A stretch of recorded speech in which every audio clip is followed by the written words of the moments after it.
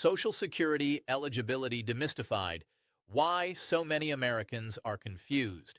For millions of Americans, Social Security is the foundation of retirement security. Yet one basic question continues to cause widespread confusion. Who actually qualifies for which Social Security benefits? The misunderstanding is understandable. Social Security is not a single program with one set of rules. It is a system of multiple benefit types, each with its own eligibility requirements tied to work history, age, family status, or disability. What qualifies one person may completely disqualify another. Many people assume eligibility is automatic once you reach a certain age.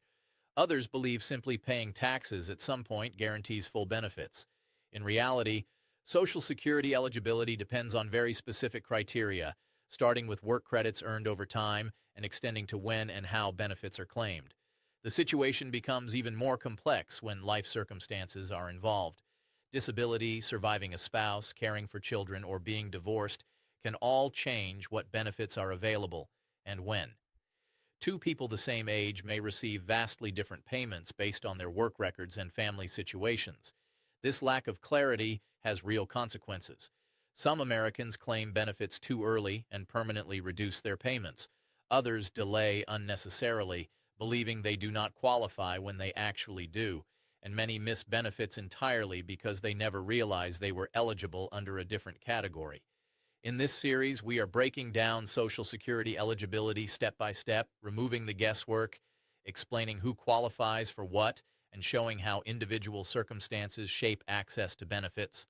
Because when it comes to Social Security, what you don't know can cost you for the rest of your life. Understanding Social Security work credits, the foundation of eligibility. At the core of nearly every Social Security benefit is one concept that many people misunderstand: work credits. Work credits are the basic building blocks of Social Security eligibility. They are earned through employment or self-employment when you pay Social Security taxes. Simply put, no work credits usually means no benefits, regardless of age. Here's how it works. Each year you can earn up to 4 work credits. You don't earn them by working a certain number of hours, but by earning a certain amount of income that is subject to Social Security taxes. Once you reach that income threshold, a credit is earned, up to 4 per year. For most retirement benefits, you need 40 work credits, which typically equals about 10 years of work. These credits do not have to be earned consecutively. Many people accumulate them over long, uneven careers. However, not all benefits require the same number of credits. Disability benefits, for example, often require fewer credits, especially if the disability occurs at a younger age. Survivor benefits may depend on the work credits of a spouse or parent, not the individual receiving the payment. This is where confusion often begins. Some people assume that reaching retirement age guarantees benefits. Others believe short-term work automatically qualifies them. In reality, eligibility depends on how many credits you earned and when you earned them. Understanding work credits is essential because they determine whether Social Security is available to you at all, before age, payment size, or claiming strategy even come into play. Retirement benefits. Explained. Age requirements and full retirement age. Once you have enough work credits, the next major factor that determines your Social Security retirement benefit is age. And this is where many Americans make costly assumptions. You can begin claiming Social Security retirement benefits as early as age 62. However, claiming early comes with a permanent reduction. That reduction is not temporary, and it does not disappear later in life. Your full retirement age, often called FRA, is the age at which you are entitled to receive 100% of your calculated benefit. For most people today, full retirement age falls between 66 and 67, depending on the year you were born. Here's the key point. Claiming before your full retirement age reduces your monthly payment for life. Claiming at 62 can reduce benefits by as much as 25 to 30%, depending on your FRA. That lower amount follows you every month, year after year. On the other hand, delaying benefits beyond full retirement age increases your payment. For each year you delay up to age 70, your benefit grows through delayed retirement credits. After age 70, there is no additional increase for waiting. This creates a strategic decision, not just an age milestone. Some people claim early because they need income immediately. Others wait to maximize long-term stability, especially if they expect to live longer. What often gets overlooked is that Social Security does not automatically start at full retirement age. You must actively claim. Timing is your choice, but the consequences of that choice are permanent. Understanding age requirements is critical because when you claim can matter just as much as whether you qualify. How your earnings history determines the size of your benefit. Qualifying for Social Security is only the first step. The next question, and often the most important one, is how much you will actually receive each month. That answer depends almost entirely on your earnings history. Social Security does not look at your final salary or your best year of income. Instead, it calculates your benefit using your highest 35 years of earnings, adjusted for inflation. If you worked fewer than 35 years, the missing years are counted as zero, and which can significantly lower your benefit. This is a point many people overlook. Someone who worked 20 years at a solid wage may qualify for benefits, but their monthly payment will be lower than someone who worked 35 years, even at a slightly lower income. Longevity in the workforce matters. Income level also matters, but only up to a point. Social Security taxes apply only up to a yearly earnings cap. Income above that cap does not increase your Social Security benefit. That means extremely high earners do not receive proportionally higher payments. For people with uneven careers, periods of low income, unemployment, or time spent caregiving, earnings history can vary widely. These gaps reduce the average used in the calculation, even if you later earned more. This is why reviewing your Social Security earnings record is critical. Errors happen. Missing years, incorrect income reporting, or self-employment issues can all reduce your future benefit if not corrected. Your benefit amount is not arbitrary. It reflects decades of work, income patterns, and timing. Understanding how your earnings history feeds into that calculation helps explain why two people with the same age and credits can receive very different payments. Social Security disability benefits, who qualifies, and how the rules differ. Social Security disability benefits are often misunderstood, even by people who have paid into the system for decades. Many assume disability works the same way as retirement benefits. It does not. Disability benefits are designed for people who cannot work due to a severe medical condition expected to last at least 1 year or result in death. This is not short-term disability. It is long-term, and the eligibility standard is strict. Work credits still matter, but the requirement is different. Instead of needing 40 credits, eligibility depends on how recently and how long you worked before becoming disabled. Younger workers may qualify with far fewer credits, while older workers generally need more. Medical eligibility is the biggest hurdle. The Social Security Administration does not base approval on diagnosis alone. It evaluates whether your condition prevents you from performing substantial gainful activity, meaning consistent work above a set income threshold. This is why many applications are initially denied. The process requires detailed medical records, work history, and sometimes multiple appeals. Approval often takes months or longer. For those who do qualify, disability benefits are calculated using earnings history, similar to retirement benefits. In most cases, the amount is comparable to what the person would receive at full retirement age. One important rule to understand: disability benefits automatically convert to retirement benefits at full retirement age. The payment amount stays the same, but the classification changes. Disability benefits are not easier retirement. They are a separate path with higher barriers, designed for people whose ability to earn has been fundamentally interrupted. Survivor benefits. Explained. How family members qualify. Based on your work record, Social Security is not just about retirement or disability. It also provides survivor benefits.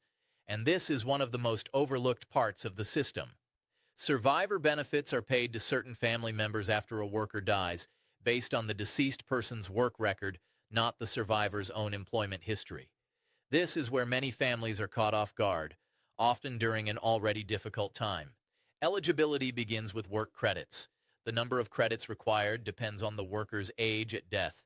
Younger workers may qualify their families with fewer credits, while older workers generally need more. In most cases, someone who worked for several years and paid Social Security taxes leaves behind potential survivor protection.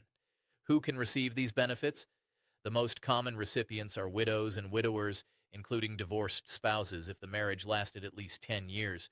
Surviving spouses can begin receiving reduced benefits as early as age 60. or age 50 if disabled. Full survivor benefits are available at the survivor's full retirement age. Children may also qualify. Unmarried children under 18 or under 19, if still in high school, are typically eligible. In some cases, disabled adult children can receive survivor benefits if the disability began before age 22.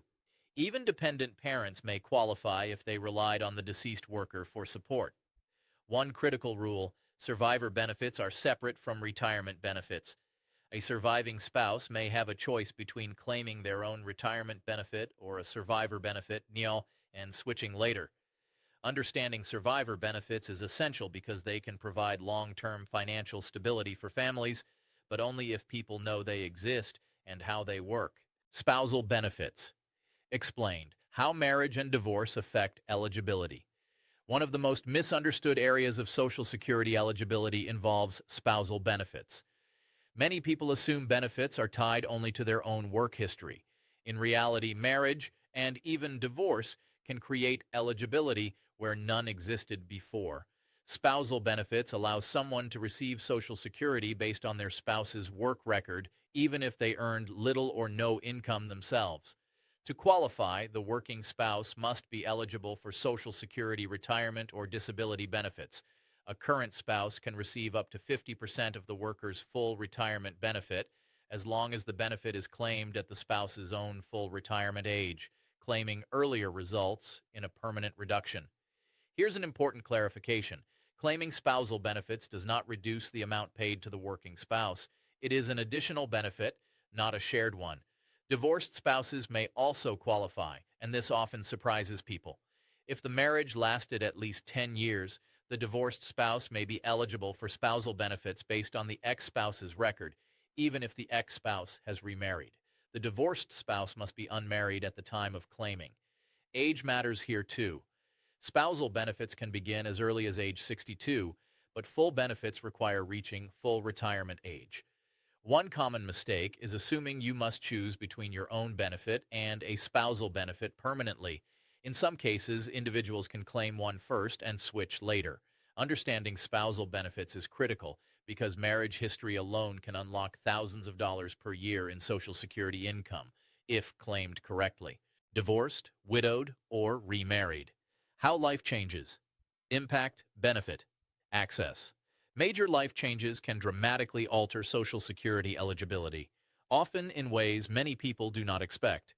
Divorce, widowhood, and remarriage each come with their own set of rules that directly affect which benefits you can access.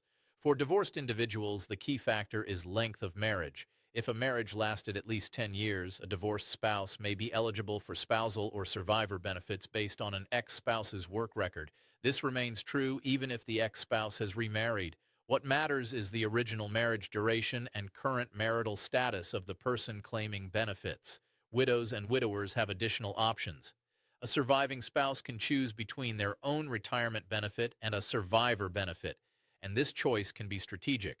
Some claim survivor benefits first, then switch to their own higher retirement benefit later. Others do the opposite. Timing matters, and the rules allow flexibility if understood correctly. Remarriage adds another layer of complexity. If you remarry before age 60, you generally lose eligibility for survivor benefits from a previous spouse.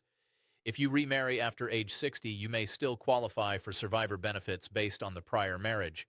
This single age rule changes outcomes for thousands of people. For divorced widows or widowers, eligibility can hinge on multiple marriages and timelines. Each case must be evaluated individually. The biggest mistake people make is assuming that life changes automatically cancel Social Security benefits. In reality, the system provides paths, not penalties, but only for those who understand the rules. Knowing how life events affect eligibility can prevent costly mistakes and uncover benefits many people never realize they qualify for. Benefits for children and dependents.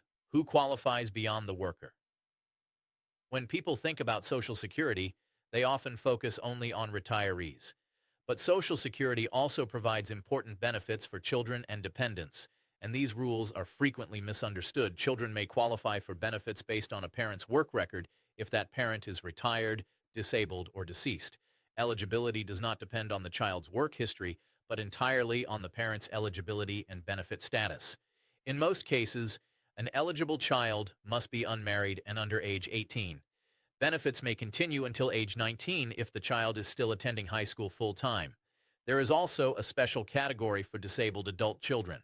If a disability began before age 22, that child may qualify for benefits for life as long as other requirements are met.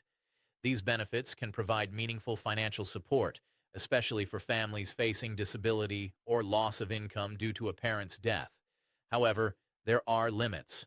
Family benefits are subject to a maximum family benefit cap, which means the total paid to all dependents on one work record cannot exceed a certain percentage.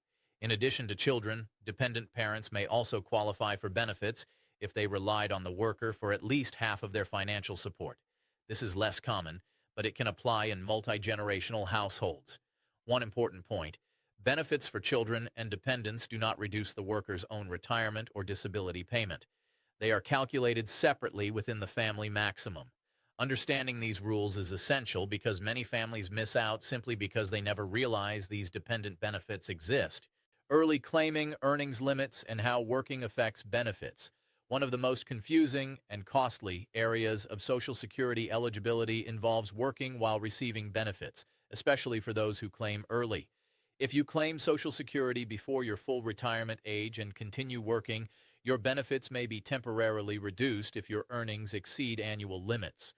This rule often surprises people who believe benefits are permanently locked once claimed.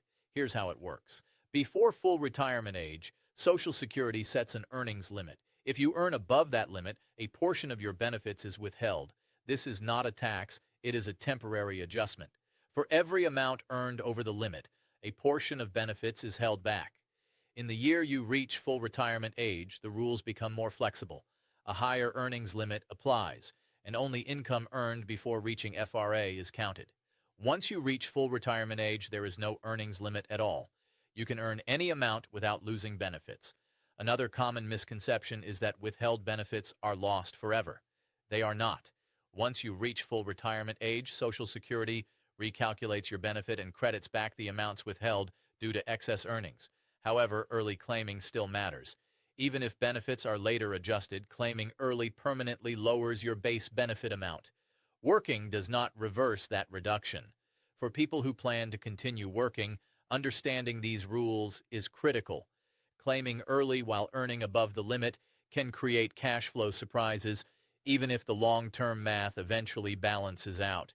Social Security does not penalize work, but timing matters, and misunderstanding earnings limits can lead to avoidable frustration and financial strain. Supplemental Security Income, SSI. Who qualifies and how it differs from Social Security? One of the most common points of confusion in federal benefits is the difference between Social Security and Supplemental Security Income, known as SSI. Despite similar names, these are two very different programs with very different eligibility rules. Social Security benefits are based on work history and payroll taxes. SSI is not. SSI is a need-based program designed for people who are elderly, blind, or disabled, and have very limited income and resources regardless of whether they ever worked. To qualify for SSI, age alone is not enough. Seniors must typically be 65 or older or meet strict disability criteria. But more importantly, they must fall below specific income and asset limits. SSI looks closely at bank balances, property, excluding a primary home, and other financial resources. This is a key distinction. Someone can qualify for Social Security retirement benefits and still be ineligible for SSI due to excess assets. At the same time, someone with little or no work history may qualify for SSI even if they never earned Social Security credits. SSI payments are generally lower than Social Security benefits, but they can provide essential baseline support. In some cases, SSI is paid in addition to Social Security when retirement or disability benefits are extremely low. Another important rule: SSI benefits can be affected by living arrangements and outside support such as help from family members. Even free housing or meals can reduce payments. Understanding SSI is critical because many seniors assume they are disqualified simply because they receive Social Security, when in reality, SSI may still apply in limited circumstances. Dual eligibility: when you can receive more than one type of benefit. One of the least understood aspects of Social Security is dual eligibility, the ability to qualify for more than one type of federal benefit at the same time. Many Americans assume Social Security works on a one-benefit-only rule. In reality, the system allows overlapping eligibility in specific, carefully defined situations. A common example involves Social Security retirement benefits and SSI. Some seniors receive retirement benefits based on limited work history, but those payments are so low that they still qualify for SSI assistance. In these cases, SSI acts as a supplement to bring income up to a minimum level.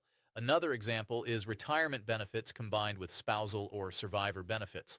A person may be eligible for benefits on their own work record and also qualify for benefits based on a spouse or deceased spouse.